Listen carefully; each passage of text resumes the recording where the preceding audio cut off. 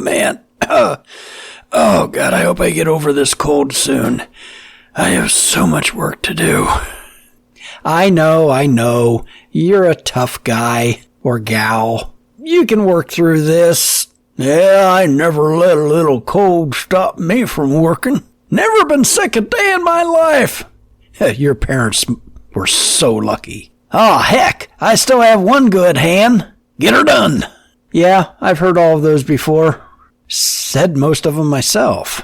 But there will come a time when you simply can't, or you really don't feel like getting her done. Hi, my name is Roger Kugler. This is Working at Woodworking Podcast, episode number 86, Working While Sick or Injured. I'm here to help you on your woodworking journey, turning from amateur to professional. This could be a part-time gig. It could be full-time. But you have unique skills that your community could benefit from. All you need to do is to hang out a shingle, let them know you're open for business, and start helping people and getting paid for it. We get sick, we get injured, we suffer accidents. There are all kinds of illnesses out there. Flu, pneumonia, RSV, that's a new fun one. And of course the C word. There's shingles, there's general malaise, the common cold. These can put you down for days, sometimes even weeks. If you're a parent of young children, yeah, you're probably sick right now. Yeah, they're walking germ factories. Maybe you have allergies. Oh my gosh, you can just feel miserable for days or even weeks. And if you're getting a little long in the tooth, well, things hurt. Various things hurt. Yeah, all the time. Things hurt. There's accidents, a slip and fall. There's car accidents, bike accidents, motorcycle accidents, boating accidents. That can knock you out of commission for, well, sometimes a very long time. And of course, you could suffer that most feared of accidents, pushing your fingers into a spinning blade. Yeah, we'll talk more about that in a few minutes. Injuries. Yep, I just got done moving 200 board feet of white oak, and I can't feel my back. Or maybe you just finished making 100 widgets by hand, and your hand doesn't work anymore. Do you know that wheelwrights, this was people who made wooden wheels back in the day. They wanted their apprentices to be no more than 12 or 13 years old. Apparently, it's one of the most physically demanding professions using woodworking skills, and they wanted young people, young boys, at an early age so that their muscles and their bone structure would get used to the repetitive motions that would go through. If they took someone, 16 years old, it was too late because they could never train the body to do that type of manual work. Really, really interesting. So what are the consequences when you are sick, injured, or suffering from an accident? Well, missed deadlines. You've got orders to get out and you're not getting them out. You have unfulfilled orders you just simply can't get to. You lose orders where somebody was going to come through, but you can't deliver in the time they needed it. So poof, there goes that sale.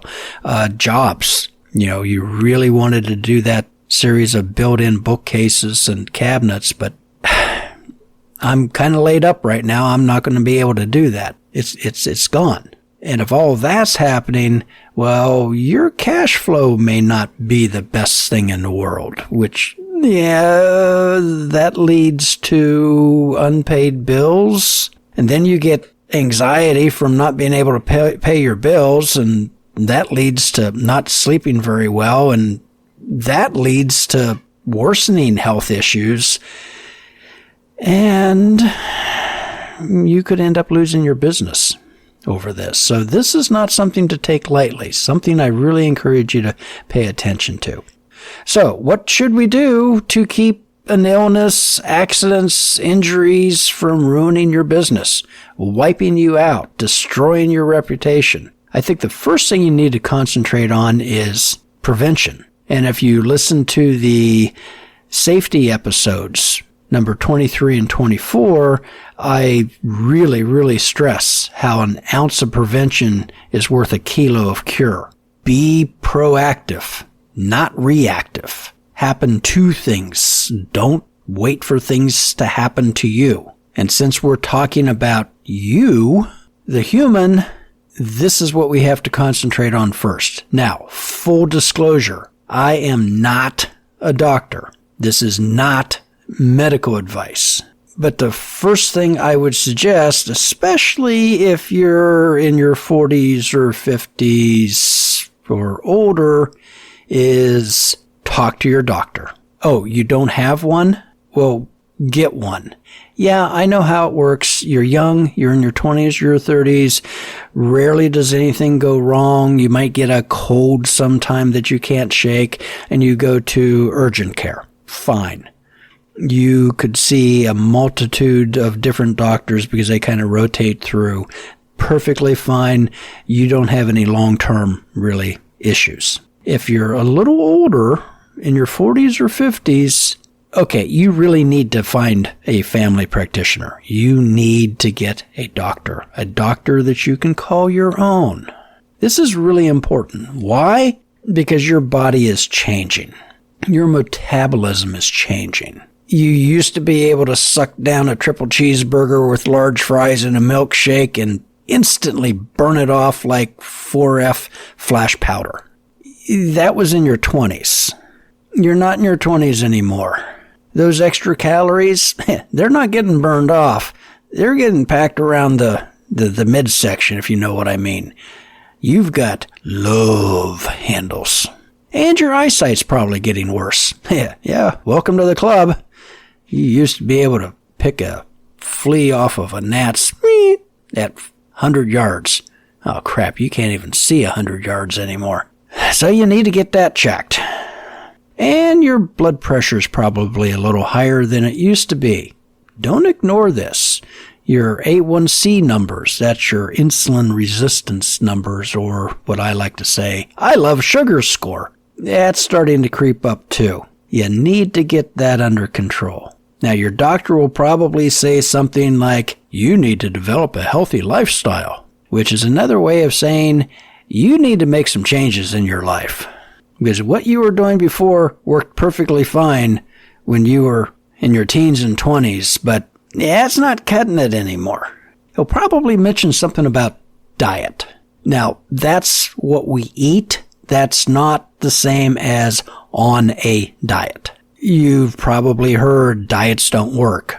I even have a book by that title. And what your doctor is probably going to encourage you to do more is, instead of dieting to lose some weight, because, okay, come on, let's face it, you need to lose some weight. He's going to suggest you change the way you eat. Now, for myself, that was sugar. I just have to avoid sugar. Not good for me. Bread, another thing that's not good for me, and cutting these two things out. Okay, I know I'm addicted to French fries. I've really been working at that though. But as I start to kind of remove these things from my diet, or at least drastically reduce them, I have seen some noticeable improvements. And if you're kind of in the same boat, I would encourage you to take this step with your doctor. Sleep. You need more than you're probably getting. Sure, when you were in your 20s, you could go out and party for 3 days and show up for work bright-eyed and bushy-tailed. Yeah, no, that's not happening as you're getting older. But you might be one of those people who's like, well, I only need about 6 hours of sleep a night. Yeah. Do you know that sleep is your body's maintenance and repair session? No, seriously, your body repairs itself, grows new cells, gets rid of old cells while you're sleeping. It doesn't do that when you're awake. You're moving, you're doing things, and you probably don't want to see that anyway. That's what sleep does. That's how the body repairs itself. And as we get older, we're just going to need a little more repair and maintenance. You wouldn't just ignore maintenance and repair on your vehicle or your table saw, would you? Oh no, table saw's fine. Yep, truck's running okay. Yeah, it's got a few problems. If you ignore that, it's going to come back and bite you hard. Same thing with your body. Give the body the opportunity to maintain and repair itself. Get some extra sleep. Exercise. Yeah, everybody says it. Yeah, you should get more exercise. You need to listen to them. Exercise. Anything. I don't care. Move. You can start walking. You can start running. But a lot of studies have shown that the older we get, maybe the less running we do. That cardio is not as important when you're 60 as it was when you're 20. Ride a bike. Go climbing, canoeing, kayaking. Play basketball. Play pickleball. Sorry about that. Play tennis. Anything with a ball. Balls move us.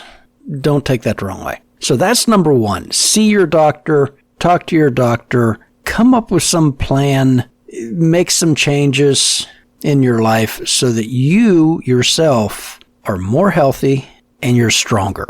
So that if you do need to move 200 board feet of white oak, you have the physical strength to do that. And I don't care if you're 30 or if you're 60. You need that physical strength. And come on, let's just face it. Doesn't it feel good when you drop something on the floor in the shop and you can actually bend down and pick it up without making noises? Yeah. Number 2, take responsibility for your health. This is your health, your body, no one else's. We're supposed to treat our bodies right, like temples, not like garbage cans. This circles back to that diet thing. Work with your doctor and educate yourself. Do the research, especially on nutrition. Learn to recognize what's being pushed by the medical industrial complex that Eisenhower warned us about. Oh, wait, no, that was a military industrial complex. Okay, basically about the same thing. And realize that your doctor has like maybe 10 minutes or 15 minutes with you in a normal office call. That might be what? Every 5 years?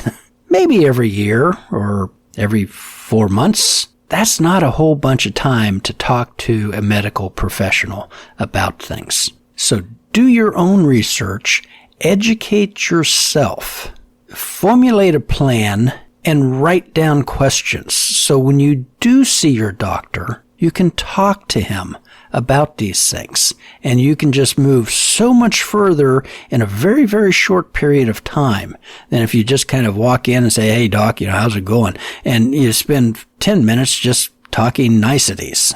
Now, when you're doing your research, when you're educating yourself, just in the back of the mind, you got to remember that there are good doctors, a lot of them, but there's also a few not so good doctors.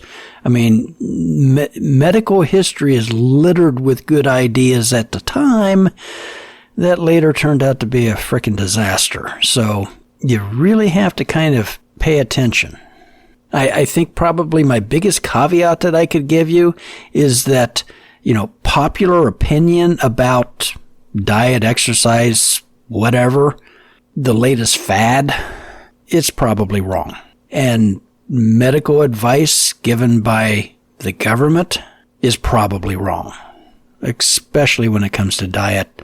Whole other podcast right there. Number 3, ways to prepare your body for woodwork. Get your tetanus shot. Oh yeah, tetanus. I think I had one when I was in high school. And you're 59 now, aren't you? Uh-huh. Yeah, you need to get a tetanus shot. Tetanus is a disease that basically comes from rusty nails. It's an infection. And we are around a lot of rusty nails as woodworkers, especially if you like destroying, pallets. And you get one of these infections, you do not want one of these infections. It is really, really nasty, and there's this little shot that takes care of that. But it only lasts for 10 years. So if it's been over 10 years since you've had one, you need to go get one. Number 4, listen to episode number 23 and 24 on shop safety. Prepare your shop and yourself for success. There's a lot of really good information in there. And one of the things I always strive to do and to teach is preparation. Prepare for the accident before it actually happens. Because if you do that, most of the accidents you can eliminate and not have the accident in the first place. So if you haven't listened to those episodes, please do. Under recommendations, I added a YouTube video by Carrie Corney on bandsaw versus fingers, my accident and story. He really kind of messed himself up. He did something that I'll bet a lot of us do on a bandsaw, and he did not get away with it. So check that out. Let's just say that it's humbling and a bit chilling all at the same time. So number 5, structure your business to withstand interruptions from illness, accidents, or injuries. Most of the time when we get sick or injured, we're still ambulatory. We can still move around. We're cognizant. We're awake. We're aware. But we feel like crap. Now, obviously, if you're in a hospital, if you're on bed rest, you have more important things to worry about. But many times we can still get up and about. We can check email. You just don't feel real good. Or maybe an injury, you're in pain. Your energy may be real low. You can do something for 45 minutes, but then you got to take a 2-hour nap. Remember about that sleep thing? Yeah, that's your body repairing itself. So don't, I can push through. Nope, never took a day off in my life. Yeah, no, don't stop that. And this just really requires some self-evaluation. You might be able to clean the shop or sort through that jar of miscellaneous nuts, bolts, and screws, but you don't really feel like planing 100 board foot of white oak. Okay, that's fine. You're sick. You're injured. You decide what you can do, what you feel like. Don't push yourself. Take breaks or naps. Get done what really absolutely has to get done that you can without putting yourself under. And the harder you push yourself, the longer the recovery time might be. Take good care of yourself. You might blow through this in a couple days. Push yourself, work yourself through it. You might be a week or two getting over whatever the ailment is. And kind of speaking from experience right there. And remember, the older you get, the less pushing yourself you can do. Oh, sure, when you're 20, yeah, I've got walking pneumonia and the flu and a broken right arm. Sure, I'll be at work tomorrow. But as we get older, yeah, not so much. So as far as your business, your shop, what can we do to kind of prepare for the inevitable, getting sick or injured? Well, there's several things. I think probably, at least for me, is having some retained earnings. Or some people call this a cash reserve or the emergency fund. But having some money. Money is really good. They say that money can't buy happiness, but it's not a whole lot of fun not having any. So if you have a cash reserve, retained earnings, that's what the accountants call it because they can charge more, you can go ahead and pay your bills. Even if your cash flow has gone to like zero, you can still make the, payments Of whatever your overhead expenses are. I hope that you have avoided that debt trap and not have to worry about this payment, that payment, the other payment. That'll make you sleep better at night. But you would be able to handle, just the monthly expenses of your business without too much trouble. And just let me ask, if you got sick for 2 weeks, would you still be able to pay your bills? Oh, wait a minute. Let me rephrase that. If you went on vacation for 2 weeks, would you still be able to pay your bills? Well, of course you would. You wouldn't go on a 2-week vacation without having planned for it and having planned some way of paying your bills, having money saved up for it. So what's the difference? You plan for the vacation. Why not plan for not being able to work for a couple weeks? Same thing. The other thing that may make a downtime easier for you is inventory. If your business is set up that you're making things and you're selling things, if you have inventory and you're feeling like crap, you can probably go out and wrap an item and put it in a box. You probably don't really feel like cutting hand-cut dovetails. So if you have that inventory, that can satisfy orders that are coming in without you having to do a whole bunch of exertion. Now, if you have that inventory, you might even be able to talk a healthy person through the process to kind of help you out. Maybe a family member or a student or neighbor, someone who could come in and just do, they're not doing hand-cut dovetails, but, they can push some orders out. Maybe if you had this stuff written down, like in your standard operating procedure, episode number 22, hint, hint, you can make it really easy for someone to come in and just kind of pick up the little day-to-day things and keep you from falling way behind. If you have inventory, now this gets into the entire inventory versus made-to-order debate. Maybe another podcast. I think inventory is a wonderful thing. I've heard about it all my professional life. Can't say I've really ever practiced it, at least not well. When I do practice it, it is a wonderful feeling. You get an order come in and you can send a reply email. I have that in stock and I'll ship that out this afternoon. Gosh, that feels really good. Now, if I could just actually do it all the time. Yeah.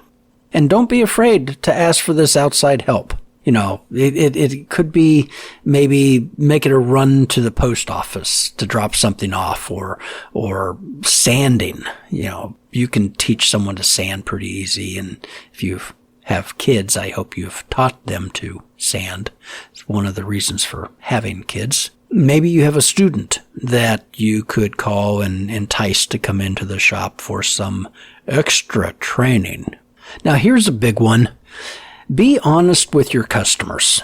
If you are down and out, you're not getting things done, shoot an email, maybe a phone call. If you want to be really effective, have your spouse call and just be honest with them. You're sick, you're injured, you're not working at the moment, and their item that they've probably already paid for is not going to be done when you told them that it would be done. And in my experience over, a couple decades, I've never had anyone get really upset about that. I mean, we all get sick. We all get injured. It's part of life. And sometimes, most of the times, things work out really well, but sometimes, there's just glitches here. What customers don't like is when they don't hear from you. You promised it on Monday. It's now Monday 3 weeks later and they've not heard from you. That's what they don't like. So communication is always a good thing. Speaking of good things, lead times are your friend. Now, the items I sell, I've put a 2 to 3 week lead time on it. If you're someone who has a 2 or 3 day or even a next day lead time, man, I hope you have inventory. Because if you have to build something and it takes 8 hours and you promised it in 3 days, I hope life doesn't happen to you. Because that short of a lead time could just knock you out. It's always better to promise long, deliver early. You never want to be in a situation where you promise early and yet deliver late. Not cool. So this depends on what you're making, how your business is set up. Maybe you have inventory that it doesn't even really become an issue. But if you're building to order, those longer lead times can really help you out. And I think the last one I have on my list here is shop adaptations. Now, I managed to injure my my upper arms. Might have had something to do with the 75-pound dumbbells. No, maybe 25-pound dumbbells. But I really kind of screwed my upper arms up, and I just did not have a lot of strength there. Now, sanding really started to bother me. I was really kind of struggling with that. And if you're a woodworker, you're probably doing a lot of sanding. Now, my favorite sander is a Festool RO 150. This is the one that can go from, grinder to finish sander, flip of a switch. Love the thing. It's 6 inches. It can move a lot of material very, very quickly. And it's 5 pounds. Yeah, 5 pounds. I mean, it's only 5 pounds. Yeah.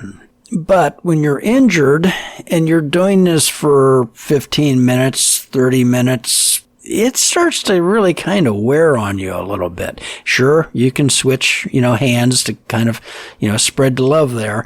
But I was having trouble. And so I finally rigged up a bungee cord off the ceiling that came down, wrapped around the handle of the sander, and it took it from about 5 pounds to, I'm guessing, maybe 1 pound. It really worked out well, because now when I picked the sander up, it kind of almost leapt into the air, and then a little bit of downforce, to keep it onto the work. And I could maneuver it around, up and down, as you're changing pieces and so on and so forth.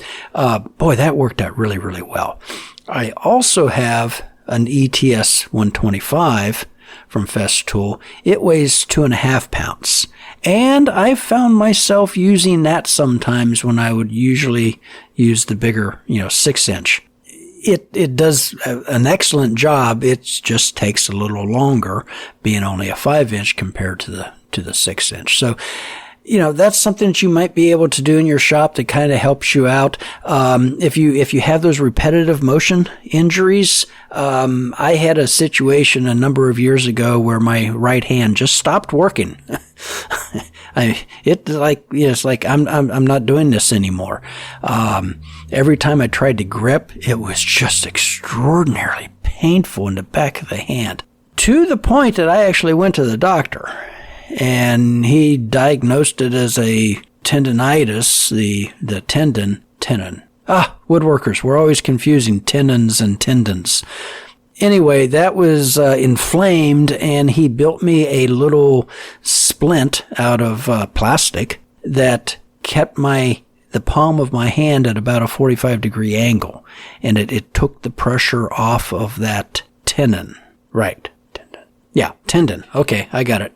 And I used that for a couple weeks and took it off, and good as new. It really, really helped. Well, of course, a little while later, my left hand stopped working. And instead of going back to the doctor, pretty much it was the same symptoms. It was the same thing. I grabbed last year's license plate and with my one good hand, cut and shaped that into that brace that the doctor had made me, except his was for the right hand and I needed for the left hand, so I had to manufacture my own, and used that for a couple weeks, and Boom, left hand's really good. So you can make these types of adaptations in your shop that will just help you kind of get over a hump. There you go.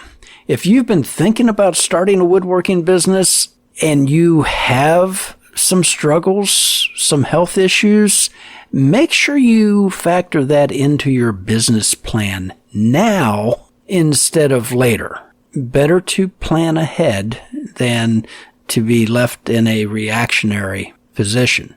I hope this helps. If you have any questions, if you have any tips, I would love to hear from you. And just remember, this is not a if things happen. It's more of a when things happen, because life happens and we're going to get either sick or injured, hopefully not both at the same time. Recommendations for this episode, the bandsaw versus fingers by Carrie that I mentioned earlier. Missed jobs. I had someone call me. They had bought a house, been there for about 2 years, and they have some kitchen cabinets. He told me the name, which I now forget. And he said that the finish was kind of peeling and that it looks really ugly, and his wife's not terribly happy. And I mean, I'm so covered up right now. I'm trying to get stuff done. But I did ask some more questions. It turns out that these were MDF cabinets, MDF doors, and they used the photorealistic, is basically contact paper that they put over the MDF. And since they were white, I suggested he go to a home store and buy some white contact paper, and he might be able to recover those and make them look like less ugly, or try to contact the manufacturer to see if he could just buy a new door. And I frankly told him, I said, I would probably end up having to charge you more than what the thing is worth. So I don't do MDF furniture. It's just not a good value proposition. I'd like to make a big shout out to our special listeners in Toronto, Ontario, Canada, and also Arnhem, Netherlands, and our one listener in the British Virgin Islands. Greatly appreciate that. Thank you very much. Affiliate links. I'm going to throw out there coaching. This is the time of year that you're kind of reevaluating things. You're starting to think things through for the next year. Maybe you're not sure if you should go right or go left, buy this or buy that. Give me a call. We can set up a coaching session. I'd be happy to help you with it. If it's something super simple, give me a call, shoot me an email, and obviously no charge for something like that. I'd love to hear from you. If you have questions or suggestions for future podcasts, please shoot me an email. Give me a call, a text. Love to hear from you. So until next episode, happy woodworking.